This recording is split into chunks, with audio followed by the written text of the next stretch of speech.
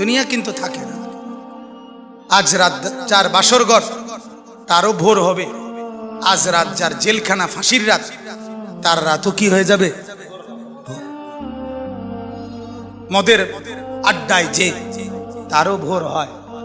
আর আপনার হসপিটালে ব্যথায় যে কাতরায় তার রাতও কি হয়ে যায়? শেষ হয়ে যায়। দুনিয়া থাকে না, দুনিয়া ধোকা। দুনিয়া কি বলেন না? দুনিয়া ধোকা। দুনিয়া বড় স্বার্থপর, কাউরে থাকতে দেয়, কাউরে কাউরে না। বাপ আমার থাকতে চায়, থাকতে দেয়। আমার দাদাও থাকতে চাইছে, থাকতে দেয়। ধাক্কা দিয়া দিয়া ফেলাই দিছে। সুঠাম সুঠাম মানুষ, তাগড়া তাগড়া মানুষ, নওজোয়ানকে এক এক ধাক্কা দিয়া দিয়া দুনিয়া কবরে পাঠাই দিছে। যা, আল্লাহ তাআলা আমাদেরকে বুঝ দান করে। অতএব আমার ভাই, ফিকির মূলত ফিকির। আমরা মুসলমান, আমার কথা রাগ হইয়েন না, আমি আবেগে বলছি, মহব্বতে বলছি। যারা দাড়ি ক্লিন শেভ করেন, দাড়ি কাটেন, তাদের কাছে আমার অনুরোধ, আপনি আরেকবার ভাবেন কেন কাটতেছেন। আপনি যদি বলেন হুজুর এটা ছাড়া আর ওয়াজ নাই, না আছে, এটাও একটা ওয়াজ, আরো আছে, আরো তো কইছি, এতক্ষণ কইছি না তো, আরো কম, অসুবিধা কি? কথা বুঝেন নাই? আল্লাহ তাআলা আমাদেরকে বুঝার তৌফিক দেন। তাহলে মূল ফিকির হলো মৃত্যু। তো বলতেছিলাম, ওই কথাটা শেষ হয় নাই। নবী সাল্লাল্লাহু আলাইহি সাল্লাম দুনিয়া থাকতে প্রতিদিন উম্মতের জন্য কাঁদছেন কিনা? যেদিন দুনিয়া থেকে যাচ্ছিলেন সেদিন ফিকির করছে কিনা? যেদিন কবর থেকে উঠবেন সেদিন ফিকির করছে কিনা?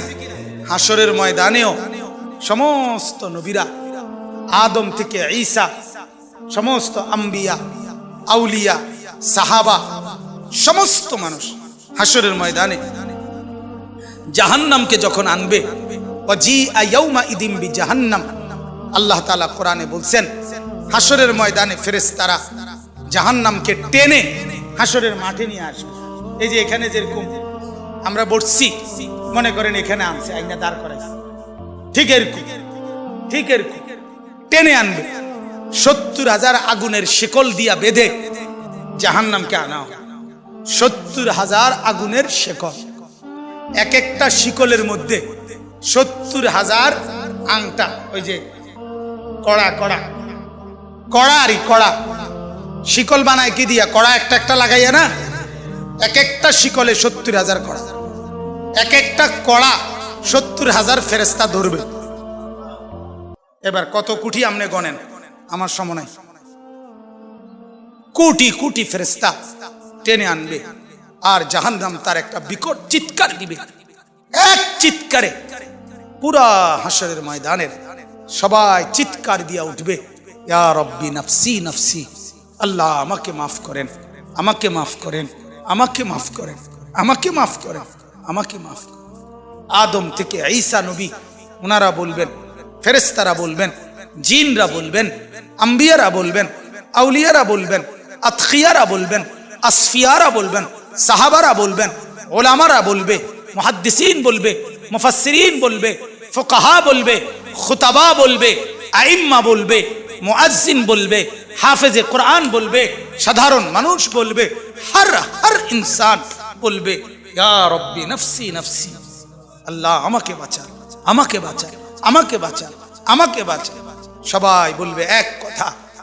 সবাই হঠাৎ করে শুনবে কে যেন একজন কোথাও বলতেছে, কোন এক পাশে দিয়া শোনা যাইতেছে একটা আওয়াজ, ইয়া রব্বি উম্মতি উম্মতি, আয় আল্লাহ আমার উম্মতকে বাঁচান, আমার উম্মতকে বাঁচান, আমার উম্মতকে বাঁচান।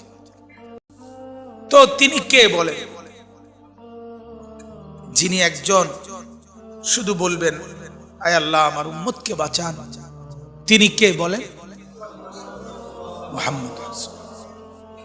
জীবন ভর যিনি ভাবলেন উম্মতকে নিয়ে, কবরে যাওয়ার দিনও ভাবলেন, কবর থেকে উঠবার দিনও ভাবলেন, হাসরের ময়দানও ভাবলেন। সেই তিনি পর্যন্ত, আমার বলার উদ্দেশ্য ছিল এই কথাটা, সেই নবী পর্যন্ত এত ফিকির যার উম্মতের জন্য, তিনি পর্যন্ত নিজের কথা ভাবছেন। এই কথাটা লেগে এতটি কথা কইছে, নিজের ফিকির, ইসলাহে নফস, ফিকিরে নফস, এটা এই পরিমাণ দরকার। ওলামায়ে কেরামকে বলি, ওলামায়ে কেরাম, আওয়াম, সর্বসাধারণ, আপনারাও তো বুঝেন, বাকি যারা আলেম আছেন আপনাদেরকে বুঝেন, নিজের ফিকির, ইসলাহে নফস আপনাদের জন্য জরুরি, আমার জন্য জরুরি, ইমাম সাহেবের জন্য জরুরি, মুহাদ্দিসের জন্য জরুরি, মুহতামিমের জন্য জরুরি, শাইখুল হাদিসের জন্য জরুরি, হাফেজ সাহেবের জন্য জরুরি, নুরানির উস্তাদের জন্য জরুরি, খোদার কসম জরুরি। নিজের ফিকির, নিজের ফিকির, নিজের ফিকির, নিজের ফিকির, আমার সংশোধন, আমার খবর, আমার নিজের টেনশন দরকার। এটা আমাদের মধ্যে বড় ঘাটতি।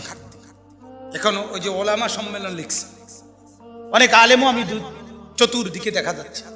আপনাদের কাছে বিনীত অনুরোধ, নিজের ফিকির করেন, কওমের ফিকিরও করবেন, তালেবে ইলমের ফিকিরও করবেন, মুসল্লিদের ফিকিরও করবেন। সবার আগে নিজের ফিকির। কার ফিকির? তো বলতেছি আল্লাহর নবী সাল্লাল্লাহু আলাইহি সাল্লাম 5 ওয়াক্ত নামাজের পরে প্রতিদিন তিনি দোয়া করতেন, আল্লাহুম্মা হাসিবনি হিসাবান ইয়াসীরা। এই যে হাসিবনি, এই যে নি, এটা ওয়াহিদ মুতাকাল্লিম। আল্লাহ, আমি মুহাম্মদ বলতেছি, আপনি আমারে দুনিয়ায় অনেক ইজ্জত দিছেন, আপনি আমারে আখিরাতে অনেক সম্মান দিবেন, আমি জানি, কইছেন আমারে, কিন্তু আল্লাহ আমার এত কিছুর পরেও আমার ভয় হয়, আমার হাসরের মাঠের ভয় লাগে, আমি মুহাম্মদেরও ভয় লাগে। আল্লাহ, অতএব আমার হিসাব হাসরের দিন আপনি সহজ করে দিলেন, আমার ডর লাগে, হাসিবনি। তাহলে নবী সাল্লাল্লাহু আলাইহি সাল্লাম নিজের ফিকির করছেন কি না বলেন? নিজের ফিকির। তাহলে আমার সবচেয়ে বড় ফিকির হলো আমার মৃত্যু পরবর্তী ফিকির। দুনিয়া কোনো না কোনো ভাবে পার হয়ে যাবে, কাত হলেও চিত হলেও, হাসলেও কাঁদলেও, সুখে থাকলেও দুঃখে থাকলেও, রাত হলেও দিন হলেও, কোনো না কোনো এক সুরতে, কোনো না কোনো একভাবে ঘন্টা মিনিট সেকেন্ডগুলো পার হয়ে যাবে। কিন্তু মৃত্যু এসে আবার যখন আমার নতুন অধ্যায় শুরু করবে, আমার জীবনের নতুন পর্ব যখন শুরু করবে দোস্ত, সেটা আর শেষ হবে, শেষ হবে। ফাজাইলে আমালের মধ্যে শেখুল হাদিস মাওলানা জাকারিয়া রাহমাতুল্লাহ আলাইহি বলছেন বড় সুন্দর কথা, আমার কলজার ভিতরে লাগছে কথা। উনি বলছে, হে দুনিয়ার ভাইয়েরা, দুনিয়ার সর্বোচ্চ বিপদ, সর্বোচ্চ অসুখ, সর্বোচ্চ যন্ত্রণা, মনে করেন সর্বোচ্চ ভয়ঙ্কর ক্যান্সার, এটাও যদি হয়, তিনি বলেন সেটারও তো একটা সমাপ্তি আছে, যে মৃত্যু হবে, আর মৃত্যু হইলে এটার সমাপ্তি শেষ, ঠিক কিনা বলেন? আগুনে দুনিয়ায় যে জ্বলে গেছে, একেবারে আগুন লেগে গেছে যার শরীরে, তার চিৎকার, তার কষ্টেরও তো একটা সমাপ্তি আছে, যে কিছুক্ষণ পরে কি হয়ে যাবে? মৃত্যু হয়ে যাবে। শেখুল হাদিস মাওলানা জাকারিয়া রাহমাতুল্লাহ বলে, কিন্তু আখিরাত আর পরকাল, কবর আর হাসরের জাহান্নামের কষ্ট, যন্ত্রণা, দুঃখ আর মুসিবত, মেরে মোহতারাম, যখন শুরু হবে, সেটা আর কোনোদিন মৃত্যুর মাধ্যমেও শেষ হবে না।